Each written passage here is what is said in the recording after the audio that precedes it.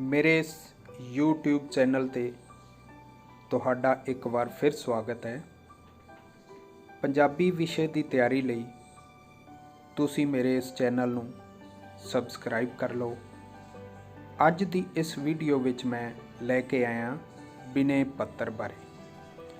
असीं इस विच ये जाणांगे कि विनय पत्र लिखण दा ढंग की है, तरीका की है, किवें असीं आसान तरीके नाल अर्जी लिख सकते हैं। इस विच असीं ये जाणांगे कि विनय पत्र नूं सौखे तरीके नाल किवें लिखिया जा सकता है।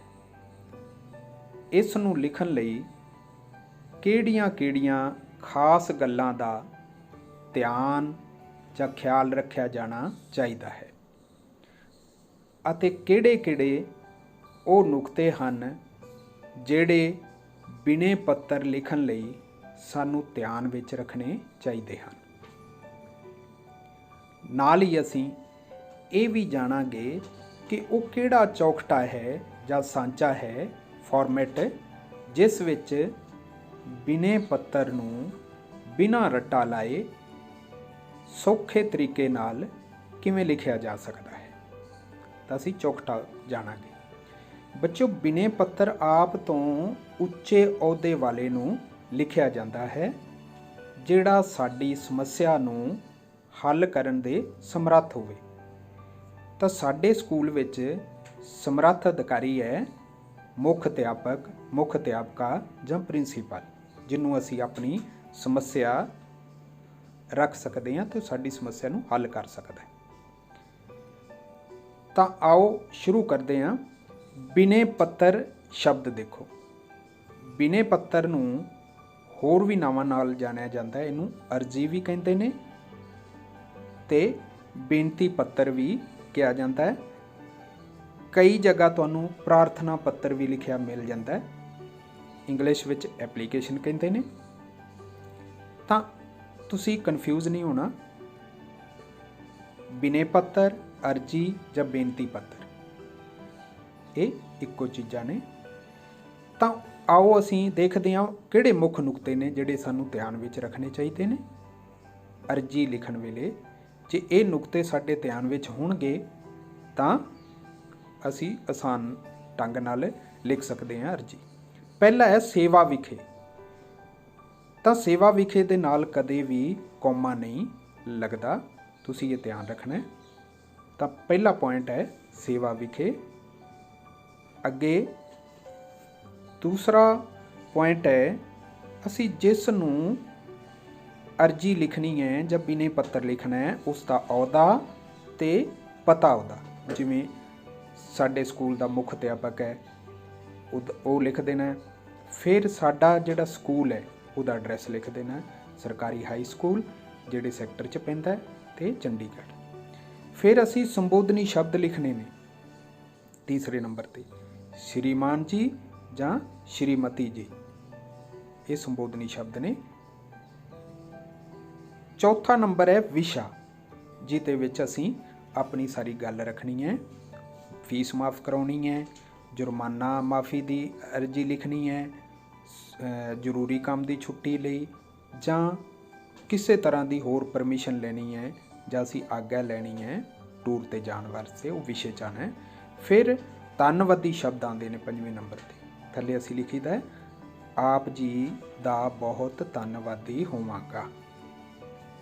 फिर सज्जे पासे छेवें नंबर पर लिखा जाता है आप जी दा आग्याकार जां विश्वास पात्र। ये सज्जे पासे लिखा जाता है। छेवां नुकता जां छेवां पॉइंट ये है। अगे सतवां, आप जी दे आग्याकार तो बाद असीं लिखने हैं अपना नाम लिखीदा है, रोल नंबर ते जमात, जिहड़ी भी असीं जमात विच पढ़ने हैं, 6वीं 7वीं 8वीं। फिर खब्बे पासे अखीर च 8वां नुकता है कि मिति लिखनी हुंदी है असीं। तां ये 8 मुख नुकते ने जिहड़े सानूं ध्यान च रखने चाहिए ने। पहला है सेवा विखे, दूसरे नंबर ते जिन्हों असीं अर्जी लिखनी है, विनय पत्र लिखना है, उसका अहुदा ते पता। फिर लिखना है श्रीमान जी, श्रीमती जी। फिर चौथे नंबर ते असीं विशा अपनी गल कहनी है। फिर पंजवां धन्नवादी, मैं आप जी का धन्नवादी होवांगा। 6वें नंबर ते आप जी का आग्याकार ਜਾਂ विश्वास पात्र। 7वां अपना नाम, रोल नंबर ਅਤੇ जमात। 8वें नंबर ते अखीर 'ਚ ਅਸੀਂ मिति लिखनी। ਤਾਂ ਇਹ ਮੁੱਖ ਪੁਆਇੰਟ ਨੇ, ਨੁਕਤੇ ਨੇ ਜਿਹੜੇ ਅਰਜੀ ਲਿਖਣ ਵੇਲੇ ਸਾਨੂੰ ਧਿਆਨ ਵਿੱਚ ਰੱਖਣੇ ਚਾਹੀਦੇ ਨੇ। ਜੇ ਇਹ 8 ਦੇ 8 ਪੁਆਇੰਟ ਸਾਡੇ ਦਿਮਾਗ ਵਿੱਚ ਹੋਣਗੇ ਤਾਂ ਅਸੀਂ ਆਸਾਨੀ ਨਾਲ ਅਰਜੀ ਲਿਖ ਸਕਦੇ। ਮੰਨ ਲਓ ਹੁਣ ਇਹ ਤੁਹਾਡਾ ਕਾਪੀ ਦਾ ਪੰਨਾ ਹੈ, ਤਾਂ ਹੁਣ ਅਸੀਂ ਇੱਕ ਫਾਰਮੈਟ ਬਣਾਉਣਾ ਹੈ ਕਿ ਕਿਹੜਾ ਉਹਨਾਂ ਜਿਹੜੇ 8 ਪੁਆਇੰਟਾਂ ਨਾਲ ਕਿਵੇਂ ਬਣਦਾ ਹੈ। ਸਭ ਤੋਂ ਪਹਿਲਾਂ ਖੱਬੇ ਹੱਥ ਉੱਪਰ ਲਿਖਾਂਗੇ ਅਸੀਂ ਸੇਵਾ ਵਿਖੇ। ਤਾਂ ਸੇਵਾ ਵਿਖੇ ਦੇ ਨਾਲ ਕਦੇ ਕੌਮਾ ਨਹੀਂ ਲਗਾਉਣਾ, ਇਹ ਹਮੇਸ਼ਾ ਧਿਆਨ 'ਚ ਰੱਖਣਾ ਹੈ। ਤਾਂ ਸੇਵਾ ਵਿਖੇ ਤੋਂ ਅੱਗੇ ਥੋੜ੍ਹਾ ਜਿਹਾ ਹਟ ਕੇ ਮੁੱਖ ਅਧਿਆਪਕ ਜੀ, ਕੌਮਾ, ਇਹ ਅਹੁਦਾ ਹੈ ਸਮਰੱਥ ਅਧਿਕਾਰੀ ਦਾ। ਫਿਰ ਆਪਣੇ ਸਕੂਲ ਦਾ ਥੱਲੇ ਨਾਮ ਲਿਖਣਾ ਹੈ, ਸਰਕਾਰੀ model high school, comma, sector dash, Chandigarh, ਡੰਡੀ। ਤਾਂ ਸੇਵਾ ਵਿਖੇ ਤੋਂ ਬਾਅਦ ਥੋੜ੍ਹਾ ਜਿਹਾ ਗੈਪ ਦੇ ਕੇ ਥੋੜ੍ਹੀ ਜਿਹੀ ਵਿੱਥ 'ਤੇ ਅਸੀਂ ਲਿਖਣਾ ਹੈ ਮੁੱਖ ਅਧਿਆਪਕ ਜੀ, ਆਪਣੇ ਸਕੂਲ ਦਾ ਨਾਮ, ਕਿਹੜਾ ਸੈਕਟਰ ਹੈ ਤੇ ਚੰਡੀਗੜ੍ਹ। ਫਿਰ ਉੱਪਰਲੇ ਨੂੰ ਹੀ ਦੇਖ ਕੇ ਅਸੀਂ ਸ਼੍ਰੀਮਾਨ ਜੀ ਜਾਂ ਸ਼੍ਰੀਮਤੀ ਜੀ ਲਿਖਣਾ ਹੈ ਖੱਬੇ ਹੱਥ। ਸੇਵਾ ਵਿਖੇ ਦੀ ਸੇਧ 'ਚ ਸ਼੍ਰੀਮਾਨ ਜੀ ਕੌਮਾ ਲਿਖਣਾ ਸੀ। ਇਹ ਬਿਲਕੁਲ ਸੇਧ 'ਚ ਹੋਣਾ ਚਾਹੀਦਾ ਖੱਬੇ ਹੱਥ। ਸੇਵਾ ਵਿਖੇ ਤੋਂ ਬਾਅਦ ਦੇ ਥੱਲੇ ਹੀ ਸ਼੍ਰੀਮਾਨ ਜੀ।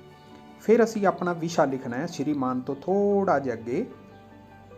ਬੇਨਤੀ ਹੈ ਕਿ ਅੱਗੇ ਅਸੀਂ ਆਪਣੀ ਗੱਲ ਸਾਰੀ ਲਿਖ ਦੇਣੀ ਹੈ। ਫੀਸ ਮਾਫੀ ਕਰਾਉਣੀ ਹੈ, ਜੁਰਮਾਨਾ ਮਾਫੀ ਲਈ ਅਰਜੀ ਲਿਖਣੀ ਹੈ, ਜਾਂ ਹੋਰ ਵੀ ਕੋਈ ਵੀ ਵਿਸ਼ਾ ਹੋ ਸਕਦਾ ਹੈ। ਫਿਰ ਅਸੀਂ ਲਿਖਣਾ ਸਾਰੀ ਗੱਲ ਕਹਿਣ ਤੋਂ ਬਾਅਦ ਧੰਨਵਾਦੀ ਸ਼ਬਦ। ਮੈਂ ਆਪ ਜੀ ਦਾ ਬਹੁਤ ਧੰਨਵਾਦੀ ਹੋਵਾਂਗਾ, ਡੰਡੀ। ਤੇ ਲੜਕੀਆਂ ਲਿਖਣਗੀਆਂ ਮੈਂ ਆਪ ਜੀ ਦੀ ਬਹੁਤ ਧੰਨਵਾਦੀ ਹੋਵਾਂਗੀ, ਡੰਡੀ। ਇਹਨਾਂ ਨੂੰ ਕਹਿੰਦੇ ਨੇ ਧੰਨਵਾਦੀ ਸ਼ਬਦ। ਫਿਰ ਸੱਜੇ ਪਾਸੇ ਅਸੀਂ ਲਿਖਾਂਗੇ ਆਪ ਜੀ ਦਾ ਆਗਿਆਕਾਰ, ਕੌਮਾ। ਕੁੜੀਆਂ ਲਿਖਣਗੀਆਂ ਆਪ ਜੀ ਦੀ ਆਗਿਆਕਾਰ, ਕੌਮਾ। ਇਹ ਅਸੀਂ ਸੱਜੇ ਪਾਸੇ ਲਿਖਣਾ ਹੈ। ਇਸ ਤੋਂ ਬਾਅਦ ਅਸੀਂ ਆਪਣਾ ਨਾਮ ਲਿਖਣਾ ਹੈ, ਕੌਮਾ। ਫਿਰ ਲਿਖਾਂਗੇ ਰੋਲ ਨੰਬਰ, ਕੌਮਾ। ਫਿਰ ਲਿਖਾਂਗੇ ਜਮਾਤ, ਡੰਡੀ। ਜਮਾਤ ਅਸੀਂ ਜਿਹੜੀ 'ਚ ਪੜ੍ਹਦੇ ਹਾਂ, ਚਾਹੇ ਉਹ 6ਵੀਂ 7ਵੀਂ 8ਵੀਂ। ਫਿਰ ਨਾਮ ਦੇ ਹੀ ਖੱਬੇ ਪਾਸੇ ਸੇਧ 'ਚ ਮਿਤੀ ਲਿਖੀ ਜਾਂਦੀ ਹੈ, ਜਿਵੇਂ ਇੱਥੇ ਮਿਤੀ ਲਿਖੀ ਹੈ 1/5/2020। ਤਾਂ ਬੱਚਿਓ ਇਹ ਹੈ ਇੱਕ ਚੌਖਟਾ, ਇੱਕ ਹੈ ਫਾਰਮੈਟ ਹੈ ਬਣਿਆ ਬਣਾਇਆ ਹੈ। ਜੇ ਇਹ ਸਾਡੇ ਦਿਮਾਗ ਵਿੱਚ ਹੋਏਗਾ, ਯਾਦ ਹੋਏਗਾ ਸਾਨੂੰ, ਤਾਂ ਅਸੀਂ ਬਿਨਾਂ ਕਿਸੇ ਕੋਸ਼ਿਸ਼ ਤੇ ਬਿਨਾਂ ਕੁਝ ਰੱਟਾ ਲਾਏ ਦੇ ਕਿਸੇ ਵੀ ਤਰ੍ਹਾਂ ਦੀ ਅਰਜੀ ਲਿਖ ਸਕਦੇ ਹਾਂ। ਅਸੀਂ ਅੱਗੇ ਕੋਸ਼ਿਸ਼ ਕਰਾਂਗੇ ਜਾਂ ਟਰਾਈ ਕਰਾਂਗੇ ਹੋਰ ਅਰਜ਼ੀਆਂ ਲਿਖਣ ਦੀ, ਕਿ ਕਿਵੇਂ ਇਸ ਚੌਖਟੇ ਦੇ ਵਿੱਚ, ਇਸ ਫਾਰਮੈਟ ਦੇ ਵਿੱਚ ਅਸੀਂ ਥੋੜ੍ਹੀ ਜਿਹੀ ਕੋਸ਼ਿਸ਼ ਕਰਕੇ 1-2 ਲਾਈਨਾਂ ਲਿਖ ਕੇ ਅਸੀਂ ਅਰਜੀ ਲਿਖ ਸਕਦੇ ਹਾਂ। ਕਿਸੇ ਵੀ ਤਰ੍ਹਾਂ ਦੀ ਅਰਜੀ ਲਿਖੀ ਜਾ ਸਕਦੀ ਹੈ। ਆਓ ਅੱਗੇ ਇੱਕ ਅਰਜੀ ਲਿਖ ਕੇ ਦੇਖਦੇ ਹਾਂ। ਆਪਣੇ ਸਕੂਲ ਦੇ ਮੁੱਖ ਅਧਿਆਪਕ ਜੀ ਨੂੰ ਜੁਰਮਾਨਾ ਮਾਫੀ ਲਈ ਬਿਨੈ ਪੱਤਰ ਲਿਖੋ। ਤਾਂ ਹੁਣ ਤੁਸੀਂ ਉਹ ਹੀ ਪੁਰਾਣੇ 8 ਪੁਆਇੰਟ ਯਾਦ ਕਰੋ, ਉਹ ਚੌਖਟੇ ਨੂੰ ਯਾਦ ਕਰ ਲਓ ਜਿਹੜਾ ਅਸੀਂ ਫਾਰਮੈਟ ਬਣਾਇਆ ਸੀ। ਉਹ ਫਾਰਮੈਟ ਦੇ ਵਿੱਚ ਅਸੀਂ ਜੁਰਮਾਨਾ ਮਾਫੀ ਦੀ ਅਰਜੀ ਲਿਖਣੀ। ਇਹ ਉੱਪਰ ਵਾਲਾ ਖੱਬੇ ਹੱਥ ਸੇਵਾ ਵਿਖੇ ਲਿਖਿਆ ਹੋਇਆ। ਉਵੇਂ ਉਸ ਤੋਂ ਥੋੜ੍ਹਾ ਜਿਹਾ ਅੱਗੇ ਮੁੱਖ ਅਧਿਆਪਕ ਜੀ, ਕੌਮਾ, ਸਰਕਾਰੀ model high school, comma, sector dash, Chandigarh, ਡੰਡੀ। ਫਿਰ ਅੱਗੇ ਸੇਵਾ ਵਿਖੇ ਦੇ ਸੇਧ ਜੀ ਥੱਲੇ ਸ਼੍ਰੀਮਾਨ ਜੀ, ਕੌਮਾ। ਫਿਰ ਅੱਗੇ ਅਸੀਂ ਇਸ ਤੋਂ ਅੱਗੇ ਕੀ ਸ਼ੁਰੂ ਹੋ ਜਾਂਦਾ ਹੈ, ਆਪਣਾ ਵਿਸ਼ਾ। ਤਾਂ ਵਿਸ਼ਾ ਖਾਲੀ ਅਸੀਂ ਜਗ੍ਹਾ ਛੱਡਤੀ ਚੌਖਟੇ ਦੀ। ਫਿਰ ਥੱਲੇ ਕੀ ਆਉਂਦਾ ਹੈ, ਧੰਨਵਾਦੀ ਸ਼ਬਦ, ਜਿਵੇਂ ਮੈਂ ਆਪ ਜੀ ਦਾ ਬਹੁਤ ਧੰਨਵਾਦੀ ਹੋਵਾਂਗਾ, ਡੰਡੀ। ਤੇ ਲੜਕੀਆਂ ਲਿਖਣਗੀਆਂ ਮੈਂ ਆਪ ਜੀ ਦੀ ਬਹੁਤ ਧੰਨਵਾਦੀ ਹੋਵਾਂਗੀ।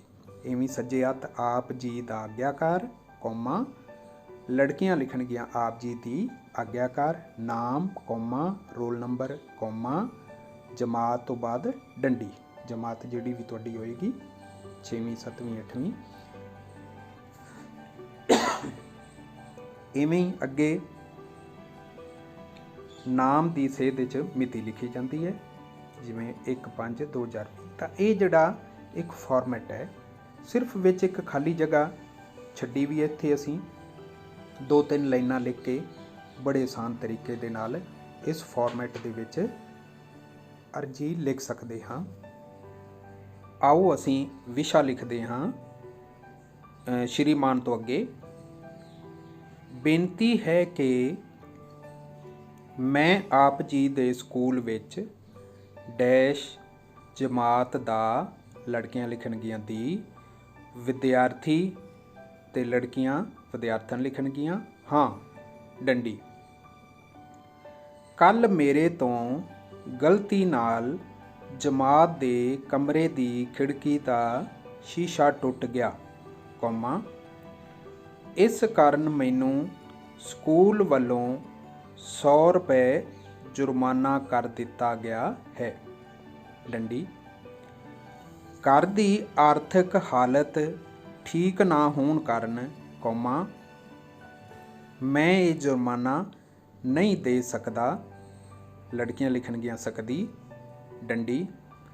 ਕਿਰਪਾ ਕਰਕੇ ਮੇਰਾ ਇਹ ਜੁਰਮਾਨਾ ਮਾफ़ ਕਰ ਦਿੱਤਾ ਜਾਵੇ, ਡੰਡੀ। ਅੱਗੇ ਧੰਨਵਾਦੀ ਸ਼ਬਦ, ਮੈਂ ਆਪ ਜੀ ਦਾ, ਲੜਕੀਆਂ ਲਿਖਣਗੀਆਂ ਦੀ, ਬਹੁਤ ਧੰਨਵਾਦੀ ਹੋਵਾਂਗਾ, ਲੜਕੀਆਂ ਹੋਵਾਂਗੀ ਲਿਖਣਗੀਆਂ ਤੇ ਡੰਡੀ। ਆਪ ਜੀ ਦਾ ਆਗਿਆਕਾਰ, ਕੌਮਾ, ਕੁੜੀਆਂ ਲਿਖਣਗੀਆਂ ਆਪ ਜੀ ਦੀ ਆਗਿਆਕਾਰ, ਕੌਮਾ। ਨਾਮ ਲਿਖਾਂਗੇ ਫਿਰ ਕੌਮਾ ਪਾ ਦਿਆਂਗੇ, ਰੋਲ ਨੰਬਰ, ਕੌਮਾ, ਅਖੀਰ 'ਚ ਜਮਾਤ ਲਿਖਣ ਤੋਂ ਬਾਅਦ ਡੰਡੀ। ਇਵੇਂ ਅੱਗੇ ਨਾਮ ਦੀ ਸੇਧ ਵਿੱਚ ਖੱਬੇ ਪਾਸੇ ਸੇਵਾ ਵਿਖੇ ਸ਼੍ਰੀਮਾਨ ਦੀ ਸੇਧ ਵਿੱਚ ਥੱਲੇ ਲਿਖਾਂਗੇ ਮਿਤੀ, ਜਿਵੇਂ ਇੱਥੇ ਮਿਤੀ ਲਿਖੀ ਹੈ 1/5/2020। ਤਾਂ ਤੁਸੀਂ ਇਹ ਧਿਆਨ ਰੱਖਣਾ ਹੈ ਕਿ ਸੇਵਾ ਵਿਖੇ ਸ਼੍ਰੀਮਾਨ ਤੇ ਮਿਤੀ ਜਿਹੜਾ ਹੈ ਇੱਕੋ ਸੇਧ ਵਿੱਚ ਆਉਣੇ ਚਾਹੀਦੇ ਨੇ, ਖੱਬੇ ਪਾਸੇ ਇਹ ਤਿੰਨੇ। ਇਸੇ ਤਰ੍ਹਾਂ ਮੁੱਖ ਅਧਿਆਪਕ ਜੀ, ਸਰਕਾਰੀ ਹਾਈ ਸਕੂਲ ਸੈਕਟਰ ਚੰਡੀਗੜ੍ਹ, ਇਹ ਜਿਹੜੀਆਂ ਤਿੰਨੇ ਲਾਈਨਾਂ ਤੇ ਬੇਨਤੀ ਹੈ ਤੇ ਲਾਸਟ ਵਿੱਚ ਧੰਨਵਾਦੀ ਜਿਹੜੇ ਸ਼ਬਦ ਨੇ, ਇਹ ਤਿੰਨੇ ਇੱਕੋ ਸੇਧ ਵਿੱਚ ਹੋਣੇ ਚਾਹੀਦੇ ਨੇ। ਇਹ ਤੁਸੀਂ ਖਾਸ ਧਿਆਨ ਰੱਖਣਾ ਹੈ। ਤੇ ਸੱਜੇ ਪਾਸੇ ਜਿਹੜਾ ਹੈ ਆਪ ਜੀ ਦਾ ਆਗਿਆਕਾਰ, ਇਹ ਇੱਕੋ ਸੇਧ ਵਿੱਚ ਹੋਣਾ ਚਾਹੀਦਾ। ਬਸ ਇਹ ਤੁਸੀਂ ਵਿੱਥ ਦਾ ਧਿਆਨ ਰੱਖਣਾ, ਇਹਨਾਂ 'ਚ ਇਸ ਤਰ੍ਹਾਂ ਵਿੱਥ ਹੋਣੀ ਚਾਹੀਦੀ ਹੈ। ਤਾਂ ਇਹ ਦੇਖੋ ਕਿ ਅਸੀਂ ਢਾਂਚੇ ਦੇ ਵਿੱਚ, ਫਾਰਮੈਟ ਦੇ ਵਿੱਚ ਕਿੰਨੇ ਆਸਾਨ ਤਰੀਕੇ ਨਾਲ 2 ਕੁ ਲਾਈਨਾਂ ਲਿਖ ਕੇ ਬਿਨਾਂ ਕਿਸੇ ਜ਼ਿਆਦਾ ਕੋਸ਼ਿਸ਼ ਦੇ ਅਸੀਂ ਅਰਜੀ ਲਿਖ ਲਈ ਹੈ। ਕਿੰਨਾ ਆਸਾਨ ਤਰੀਕਾ ਹੈ। ਤਾਂ ਇਸੇ ਤਰ੍ਹਾਂ ਤੁਸੀਂ ਵੀ ਬੜੀ ਆਸਾਨੀ ਨਾਲ ਜਿਹੜੀਆਂ ਬਿਨੇ ਪੱਤਰ ਲਿਖ ਸਕਦੇ। ਆਓ ਇੱਕ ਹੋਰ ਟਰਾਈ ਕਰਦੇ ਹਾਂ। ਆਪਣੇ ਸਕੂਲ ਦੇ ਮੁੱਖ ਅਧਿਆਪਕ ਜੀ ਨੂੰ ਸਕੂਲ ਛੱਡਣ ਦਾ ਸਰਟੀਫਿਕੇਟ ਲੈਣ ਲਈ ਬਿਨੇ ਪੱਤਰ ਲਿਖੋ। ਤਾਂ ਹੁਣ ਫਾਰਮੈਟ ਉਹੀ ਹੈ, ਸੇਵਾ ਵਿਖੇ ਮੁੱਖ ਅਧਿਆਪਕ ਜੀ, ਕੌਮਾ, ਸਰਕਾਰੀ model high school, comma, sector dash Chandigarh, ਡੰਡੀ। ਅੱਗੇ ਸ਼੍ਰੀਮਾਨ ਜੀ, ਕੌਮਾ। ਹੁਣ ਬੇਨਤੀ ਹੈ ਕਿ ਮੈਂ ਆਪ ਜੀ ਦੇ ਸਕੂਲ ਵਿੱਚ ਡੈਸ਼ ਜਮਾਤ ਦਾ ਵਿਦਿਆਰਥੀ। ਇਹ ਵੀ ਲਾਈਨ ਲਿਖੀ ਲਿਖਾਈ ਮਿਲਣੀ ਤੇ ਅੱਗੇ ਵੀ ਥੱਲੇ ਵਾਲਾ ਪਾਰਟ ਹੈ ਢਾਂਚਾ। ਬਸ ਵਿੱਚ ਜਿਹੜੀਆਂ 2 ਲਾਈਨਾਂ ਨੇ ਖਾਲੀ, ਇੱਥੇ ਅਸੀਂ 2 ਕੁ ਲਾਈਨਾਂ 3 ਲਾਈਨਾਂ ਲਿਖ ਕੇ ਇਸ ਫਾਰਮੈਟ ਦੇ ਵਿੱਚ, ਇਸ ਢਾਂਚੇ ਦੇ ਵਿੱਚ, ਚੌਕਟੇ ਵਿੱਚ ਬੜੀ ਆਸਾਨੀ ਨਾਲ ਕਿਸੇ ਤਰ੍ਹਾਂ ਦੀ ਵੀ ਅਰਜੀ ਲਿਖ ਸਕਦੇ ਹਾਂ। ਚਲੋ ਅਸੀਂ ਸ਼ੁਰੂ ਕਰਦੇ ਹਾਂ। ਬੇਨਤੀ ਹੈ ਤੋਂ ਕਰ ਲੈਂਦੇ ਹਾਂ। ਬੇਨਤੀ ਹੈ ਕਿ ਮੈਂ ਆਪ ਜੀ ਦੇ ਸਕੂਲ ਵਿੱਚ ਡੈਸ਼ ਜਮਾਤ ਦਾ ਲੜਕੀਆਂ ਲਿਖਣਗੀਆਂ ਦੀ ਵਿਦਿਆਰਥੀ ਤੇ ਲੜਕੀਆਂ ਲਿਖਣਗੀਆਂ ਵਿਦਿਆਰਥਣ ਹਾਂ ਡੰਡੀ। ਮੇਰੇ ਪਿਤਾ ਜੀ ਇੱਕ ਸਰਕਾਰੀ ਅਧਿਆਪਕ ਹਨ ਕੌਮਾ।